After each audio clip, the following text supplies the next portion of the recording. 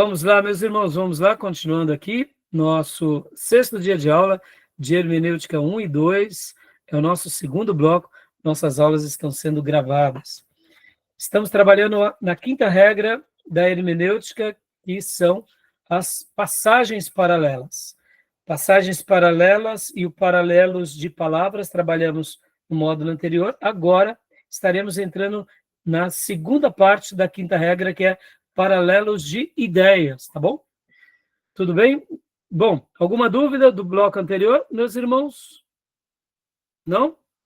Então, querida irmã Elaine, leia para nós o slide, por gentileza. Paralelos de ideias. Para conseguir ideia completa e exata do que ensina a Escritura, neste ou naquele texto determinado, consultam-se não só as palavras paralelas, mas os ensinos, as narrativas e fatos contidos em textos ou passagens esclarecedoras, que se relacionem com o dito texto obscuro ou discutível. Joia. Aqui já tem uma tônica diferente, porque no texto anterior eram palavras, então a gente ia para as palavras, como vimos aqui até no exemplo citado, deixado aqui no slide, citando Gálatas 3, 27, de Cristo vos revestistes. E aí, quando nós realmente analisamos outros textos, Romanos e Colossenses, Romanos 13, 13 e 14, Colossenses 3, 12 a 14, nós entendemos que o que significa essa veste, que é a nova vida, são novas atitudes, não é literalmente uma vestimenta, porque aqui o texto, no auxílio do paralelismo de palavras, ele acaba dando essa ideia. Aqui usamos o exemplo de Cristo vos revestistes, mas Paulo também ele vai falar algo bem parecido. Despojai-vos de tudo aquilo que te atrapalha, ou da velha vida. Ué, o que seria isso? E aí ele conclui dizendo, o que seria esse despojar dessas vestes velhas? Seriam a velha vida e aquelas vestes velhas, ou seja, uma vida antiga. Já aqui no paralelo de ideias, como diz o texto lido aqui nesse parágrafo, a gente vai se concentrar na ideia, né? Então, leia para nós, Elaine, aqui esses outros 2 parágrafos, por gentileza.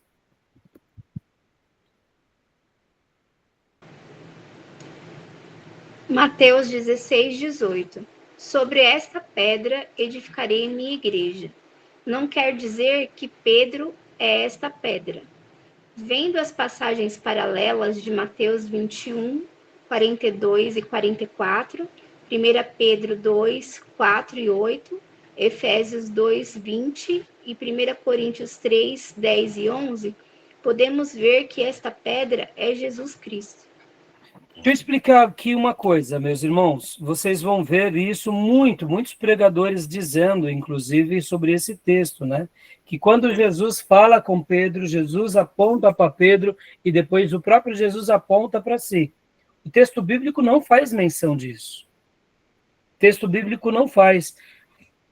O texto bíblico mostra, sim, que Pedro ele tinha, sim, de fato ali uma função especial. O nome dele, Pedro, que é do grego Petras, que vem de pedras, né? Petra, significa pedra, rocha. Então, a gente sabe que dos apóstolos, inclusive o nome dele não era de fato Pedro, e sim Simão. Depois Jesus muda para Pedro, dando essa ideia de que ele seria uma grande rocha, uma grande pedra, ou seja, alguém importante, mas o texto aqui e o seu contexto está mostrando que a igreja não está edificada em Pedro, porque se ela estivesse edificada em Pedro, Pedro seria o nosso Salvador. E todos os outros textos bíblicos mostram isso no Velho Testamento e no Novo. Pastor, mas Pedro ele era uma autoridade, ele foi uma grande coluna, nenhum problema. ele foi uma grande pedra, nenhum problema. Nós vamos ver que até mesmo, né, a Bíblia vai nos ensinar que nós somos sacerdócio real, nação santa, e o próprio texto de Pedro vai falar que nós somos pedras vivas. Pedro foi uma baita pedrona, nenhum problema. Nenhum problema. Ah, pastor, ele foi a primeira pedra da igreja, tudo bem, nenhum problema. Até aí, nenhum problema. Agora, a pedra de esquina, ou seja, a pedra fundamental, não é Pedro. E por que o romanismo traz essa ideia? Porque quando eles vão escrever a história, eles precisam sustentar que Pedro é o primeiro papa. Então, eles constroem uma ideia, preenche essa ideia de uma forma decrescente com os pais da igreja, vão dando nomes àqueles líderes de mais expressão, como se fossem os papas, e nós sabemos que depois ali, logo depois da igreja primitiva, nos primeiros séculos, nenhum líder se auto-vangloriava de ser o principal líder sucessor de Pedro. Então, a gente descansa. O primeiro que fez isso foi Leão I, que nós até estudamos, né, em História Eclesiástica 1, que ele se autodenomina, né, ali o principal líder entre todos os demais líderes. Mas nós sabemos que até o V século isso não acontecia. E depois de Leão I, temos Gregório I, ou Gregório o Grande, que ele também, ali sim, ali juntamente depois de Leão, algumas décadas e um bom tempo depois, ele toma essa posição, sendo uma voz autoritativa, chamando para si essa função, e depois de Gregório I, aí o negócio desanda, né? É aí onde entra o catolicismo na sua essência. Só para vocês terem uma ideia, irmãos, em alguns períodos da Igreja Católica, Apostólica Romana, tinha 5 papas, 3 papas, era muito comum, viu? Havia uma briga de papas. Então, esse negócio aí é muito mal contado, né? Só para vocês terem uma ideia. Deixa eu dar um dado aqui. Eu dei a aula sábado lá na Igreja Batista Central de Poá, e ali eu fiz o título era, né, a Escola Bíblica na Formação da Identidade Cristã. E ali eu trabalhei, né, reformulei esse título e falei assim, o ensino como o que é mais... o ensino como algo literalmente o mais importante, né, para a nossa formação no ministério, na nossa identidade cristã, né? Então, eu trabalhei com essa ideia do ensino. Eu trabalhei a importância do ensino na identidade cristã. Esse foi o meu tema. Eu mudei de escola bíblica e mostrei o ensino. E o que eu fiz? Eu fui lá para os pais da igreja e peguei um período, que é o período clássico, desses 500 primeiros anos da história da igreja, que é chamado a Era de Ouro, né, ou a Era Dourada da Patrística. E ali eu trabalhei um pouco mostrando que eles se tornaram a Era Dourada porque eles eram um povo de ensino. Aí, fazendo minhas lições de casa, eu descobri algo que eu não sabia. Como vocês sabem, né, a Igreja Católica Apostólica Romana, ela se divide da Igreja Ortodoxa Grega em 1054, e eles estão divididos até hoje. Mas logo ali na década de 60, 70, começaram a ter uma aproximação, os dois líderes, tanto da Ortodoxa Grega quanto da Católica. E aí os diálogos vêm sendo comentados entre eles ao longo desses anos. Só para vocês terem uma ideia, no ano de 2002 ou 2004, salvo engano, João Paulo II, numa dessas reuniões, com o patriarca da Ortodoxa Grega, devolveu relíquias sagradas, que na Quarta Cruzada, lembra, Júnior, que a gente estudou a história eclesiástica? Na Quarta Cruzada, sim. Os venezianos, que eram os católicos do Ocidente, em nome do Papa, fazem a cruzada e eles invadem, saqueiam Constantinopla. E sabe o que eles tomam, Júnior? Eles tomam relíquias sagradas dos ortodoxos gregos, que são dos pais da Capadócia. Se não me falha a memória, de Gregório de Nícia, de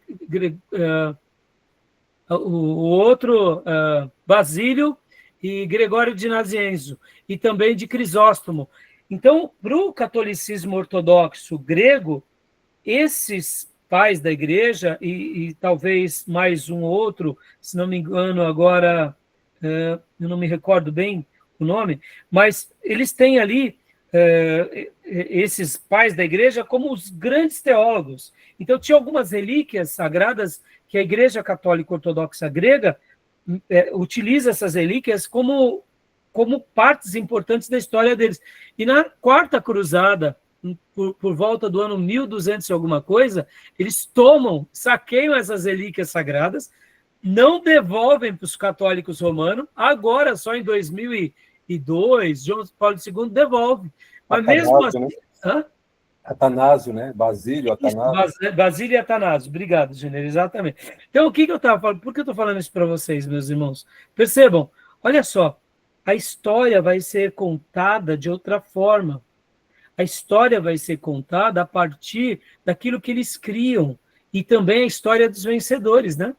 E por que eu estou gastando esse tempão? Pedro, para o católico apostólico romano, ou seja, para o romanismo, ou até mesmo para o ortodoxo grego, ele tem que ser o primeiro patriarca, o primeiro líder. Nós sabemos que ele sim foi o primeiro líder, mas não nessa figura papal. Tá bom, meus irmãos? Tudo bem até aí? Lendo as passagens paralelas, é muito claro que essa passagem, a ideia se destaca pelas outras passagens. Vamos ler rapidamente esses textos? Quem pode ler para nós aqui? Mateus 21, 42, leia para nós, Júnior. Elaine e Felipe, leia para nós 1 Pedro 2, 4 e 8, Elisângela, Efésios 2, 20, e Beatriz, 1 Coríntios 3, 10 e 11. Pode ler Mateus 21, 42 e 44, Júnior, por favor.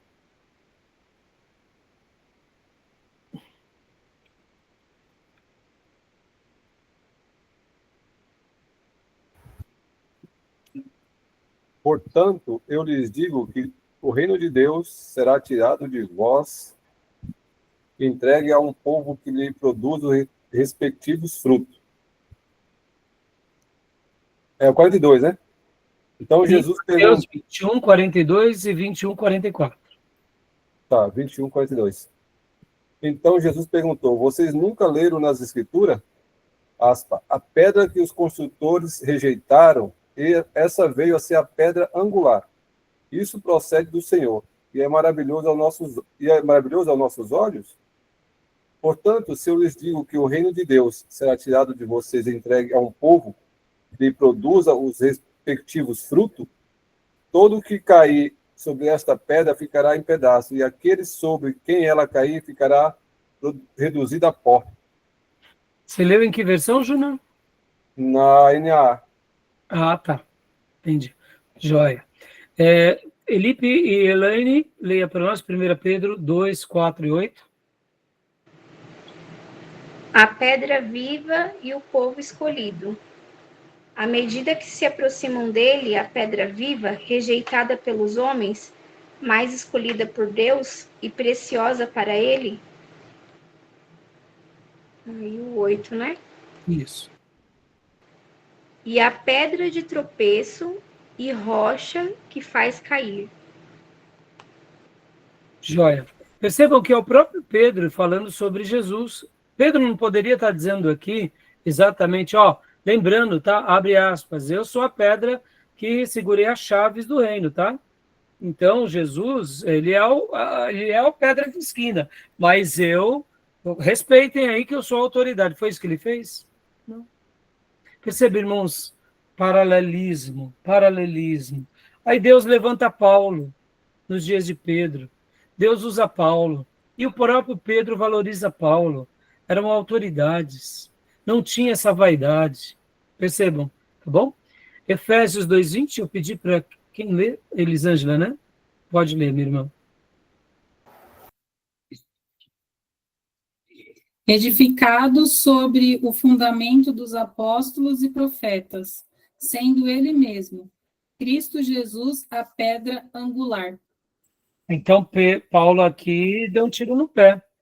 Ora, porque se Pedro é a pedra que edifica, depois de Jesus, por que faltou essa menção? Não precisa. Está claro, as ideias estão claras. Podem ver que nós fomos edificados sobre Cristo. Ponto. Ele é a pedra principal. E Paulo aqui também não falou dele próprio, como um nascido fora de tempo. Porque o que importa é a ideia. Ou seja, percebam, irmãos, aqui, guardem isso. Eu sei que nem todas as pessoas são dotadas de uma memória exata com relação às palavras, tá? E aqui eu vou até fazer uma meia-culpa, tá? Eu tenho muita dificuldade disso, eu decoro a ideia. Eu decoro a ideia. Muitas vezes eu não decoro a palavra. E, para mim, eu sofro um pouco, porque tem hora que eu uso a palavra errada. Muitas vezes, até numa situação, alguém disse, eu falo, mas você disse isso. Não, eu não disse isso, eu disse outra palavra. Ela falou, não, tudo bem, você usou essa palavra. Eu guardo a ideia, né? E, então, assim, nem todo mundo tem essa facilidade de guardar a palavra exatamente. Mas o que o texto está querendo dizer aqui, conserve, quando você estiver lendo o texto, mesmo que o outro texto não diga exatamente com aquelas palavras, mas considere a ideia, tá bom? Deixa eu contar aqui uma experiência para vocês, que foi muito engraçado. Um amigo, certa ocasião, falou para mim que em Poá tinha uma pizzaria muito boa, perto de tal lugar, assim, assim, assado, e era a pizzaria do Barrigucho. Aí eu falei, pizzaria do Barrigucho. Aí saí procurando, aí vou lá na rua, procura pizzaria do Barrigucho. Barrigucho, aí pergunto. E falei, não é possível, a rua não é tão grande. Aí, de repente, eu pergunto para um rapaz, ele começa a rir, ele falou, Barrigucho? Não é a pizzaria do Pansucho? Aí eu ri também, eu falei, Pansucho, é isso aí. Aí, percebam, como eu disse, né, muitas vezes eu lembro, né, pança, barriga, né, barrigucho, pansucho. Eu procurando a pizzaria do né, nem lembro agora qual foi a expressão, eu sei que eu inverti, né?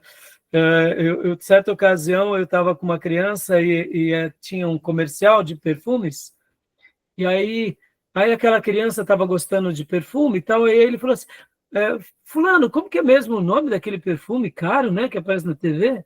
Capetas e Demônios? Aí a gente estava perto, falou, como? Capetas e Demônios?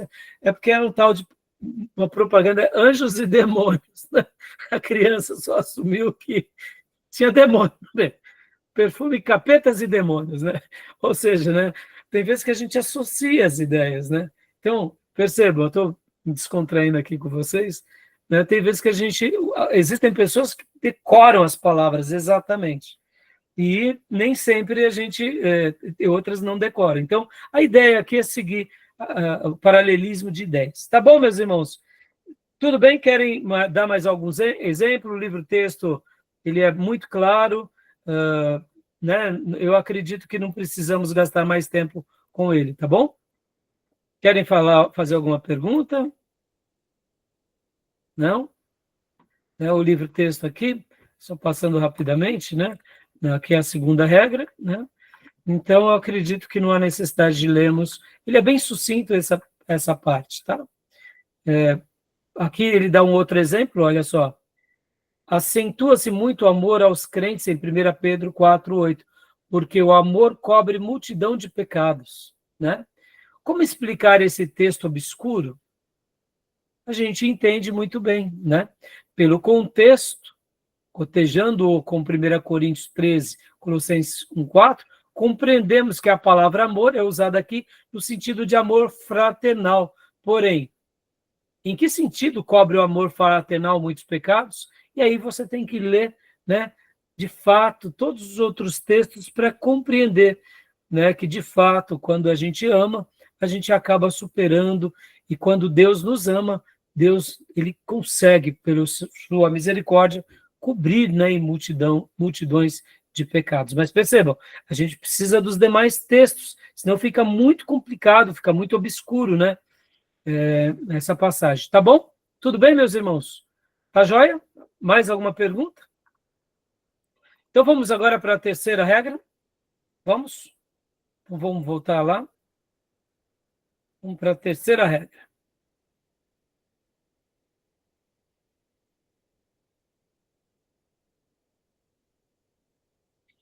Paralelismo de ensinos gerais. Paralelismo, leia para nós, Beatriz, por gentileza, filha. É preciso recorrer ao teor geral das escrituras. Temos indicações desse tipo de paralelos na própria Bíblia, sob as expressões de ensinar conforme as escrituras, de ser anunciada tal ou qual coisa por boca de todos os profetas, ou segundo a analogia ou regra da doutrina revelada. Então, só uma pausa aqui. Então, meus irmãos, aqui, olha, é o teor geral, dá aquela abrangência, né? Vamos lá, vamos pegar um exemplo aqui. A gente vai ter vários exemplos, mas, por exemplo, o livro do Apocalipse, ele é um livro profético, mas ele é um livro também com literalidade. Então, nós não podemos esquecer que ele está conectado a toda a Bíblia. Vamos abrir aqui em Apocalipse 1. Deixa eu ler um texto rapidinho aqui para vocês. Só olha que interessante aqui. Apocalipse 1:3. Olha só. Deixa eu compartilhar aqui com vocês.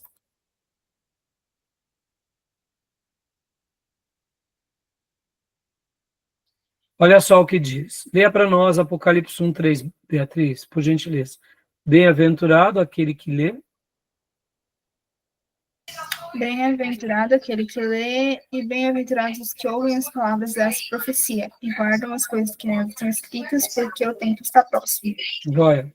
Aqui, quando o texto está falando sobre profecia, seria apenas essa profecia, ou o texto também remete ideia a todas as outras profecias? Porque se nós formos olhar de forma específica, a gente poderia dizer que esse texto ele está sendo claro no que se diz respeito ao quê?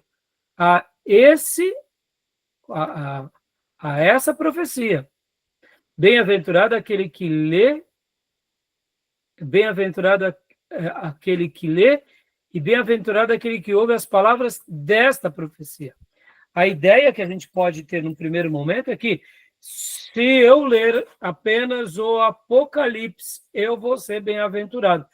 Ler e guardar as coisas nela escritas, porque o tempo está próximo. Agora eu pergunto, será que essa palavra se aplica somente ao Apocalipse? Ou será que também há um paralelismo de ensinos gerais que remetem a essa ideia? O que vocês acham? É abrangente, né? É abrangente. Apocalipse, é óbvio que aqui, literalmente, num primeiro momento, numa primeira interpretação, é para Apocalipse. Mas a gente lembra de outro texto, deixa eu até abrir aqui com vocês vão lembrar agora, aqui, ó. Deixa eu pegar rapidinho, aqui, esse texto clássico que a gente lê o tempo todo, em muitos cultos, Josué capítulo 1, lembra? Josué 1. Guarda, né, o livro Ó, aqui, ó. Né? Não aparta da tua boca o livro desta lei, antes medita nele dia e de noite. Tem correlação? Total, né? Sim. Estão entendendo?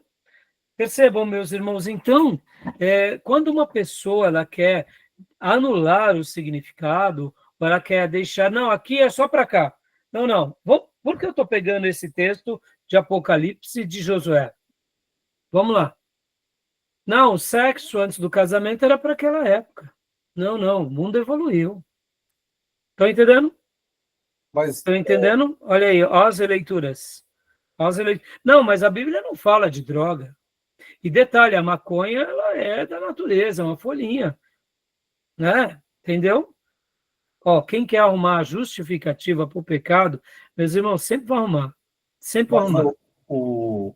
a questão aí desse texto de Apocalipse também, ainda que, embora abrangente, não exclui o que foi ensinado que antecede, dos outros livros, mas ali propriamente também pode ser que seja aplicado ali sem anular o que antecede. Sim, é isso que eu disse. Num primeiro momento, a interpretação é É dali mesmo. dali mesmo. Uhum. Só que não tem nenhum problema, Júnior, quando nós fazemos o paralelismo de ensinos gerais. Sim, claro. Ele tem uma correspondência. Vamos Sim. lá. O texto de Josué 1 foi para Josué.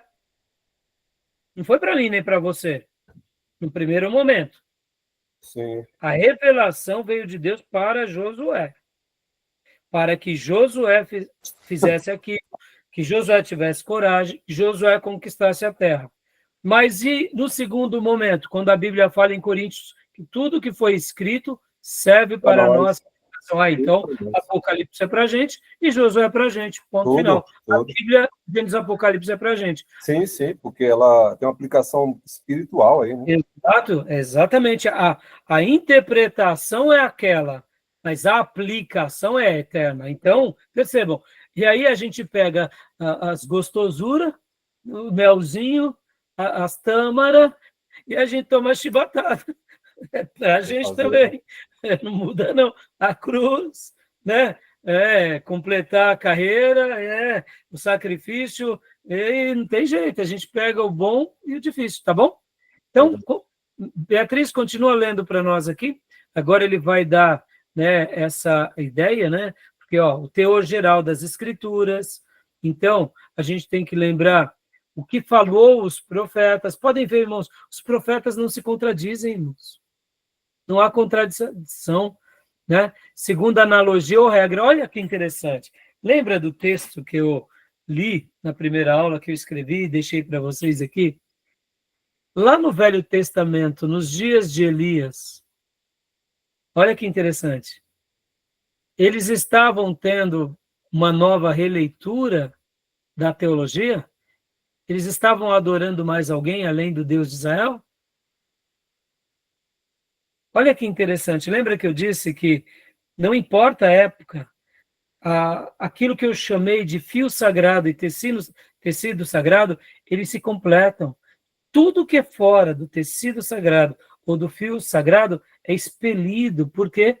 Porque não faz parte da mesma essência, nem da mesma natureza, nem da mesma origem.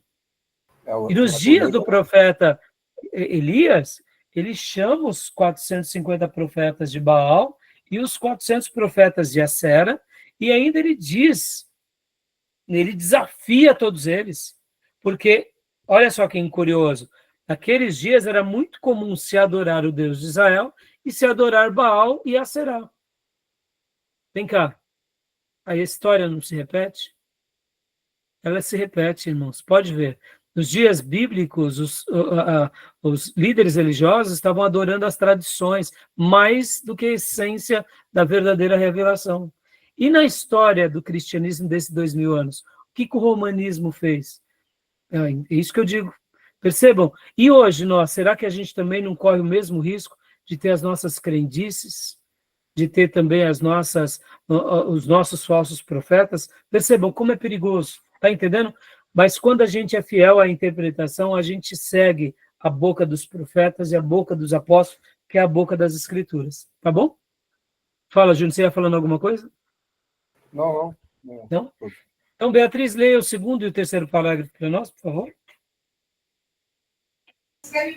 Romanos 3:28. Concluímos, pois, que o homem é justificado pela fé e sem as obras da lei. Não podemos utilizar esse texto para dizer que o homem está isento das obras de justiça e santificação. O ensino sobre justificação é nos mostrado pelas passagens paralelas, que mostram que Deus nos exorta à santidade e pureza. Em Tiago 2, versículo 14 ao 26, etc. Ou seja, esse texto aqui, tão claro, Percebam, irmãos, o próprio Lutero, quando ele foi trabalhado sobre essa questão de ser justificado pelas obras, justificado pela fé, aliás, ele teve dificuldade depois de fazer uma leitura correta de Tiago, porque ele foi liberto daquela fé autorredentiva, daquela fé legalista que você compra para ser abençoado. E quando ele foi ler Tiago, ele falou, Tiago está falando de obras, não. E aí ele relutou, e aí é por isso que a gente precisa ir no texto e na revelação. Quando a gente entende, né, que a fé e as obras, elas caminham de mãos dadas, né, que nem esses dias eu preguei, alguns domingos atrás, usei uma frase do Augusto Nicodemos, eu disse que aquela frase que todos nós conhecemos, né, que, que as obras não salvam, né, que as boas obras não salvam. E aí o Augusto Nicodemos, inclusive, ele concluiu dizendo, mas nós também não vamos para o céu sem boas obras. Eu achei muito linda essa frase. Porque, de fato, é isso. As boas obras, elas não salvam, é verdade. Mas o texto bíblico mostra que nós precisamos apresentar a Deus no dia do juízo as nossas obras. Abre as tuas mãos e mostra as tuas obras. Ou seja, no céu nós precisaremos mostrar as nossas obras. Então a gente não vai para o céu sem obra. A obra não é autorredentiva, mas a obra, aí eu concluí as palavras do Clássicas e do Nicodemos, dizendo que as obras são o selo, é o vínculo de que realmente somos salvos e justificados pela fé. Tá bom? Ou seja, não tem como, né? Então, percebam, esse ensino, e aqui no livro, o texto, ele dá essa ideia, e eu achei que ficou muito clara, né? Assim como todos os demais exemplos que ele deu também sobre esse exemplo aqui dos ensinos gerais, porque depois ele vai falar sobre a ovelha, por exemplo, sobre o cordeiro. Eu achei muito legal, porque toda vez que a Bíblia fala sobre ovelha, nós entendemos o que é a ovelha, né? Não é o animal em si. E o cordeiro, a mesma coisa, não é o animal em si. Assim como também quando fala sobre a questão da dívida que temos com Deus e a redenção do pagamento dessa dívida, ou seja, a remissão da dívida ou da culpa, né? A gente sabe da dívida, que ela é espiritual e que essa redenção se dá por meio de Jesus. Então, são figuras de linguagens que nós precisamos usar o paralelismo de ensinos gerais na sua maneira mais ampla de toda a Bíblia. Tá bom, meus irmãos? Tranquilo? Alguma dúvida até aí? Super tranquilo, né? Jóia. Então, meus irmãos, agora concluímos aqui, né? Concluímos. Eu não sei se deu horário, Júnior. Eu não recordo que hora começamos, esqueci. Começamos, era umas 10, umas 9h28, por aí. Então, vamos aguentar mais uns minutinhos, só para a gente fazer uma breve recapitulação aqui, e aí a gente já termina. Eu quero mostrar aqui para vocês, ó, vamos lá. Aqui, deixa eu compartilhar esse. No nosso livro-texto, na lição 12, vocês vão ver aqui que ele vai falar repetições. Olha só que interessante. Então, pegamos aqui, concluímos, e pegando emprestado aqui esse material para mostrar aqui, ó, repetições e observações.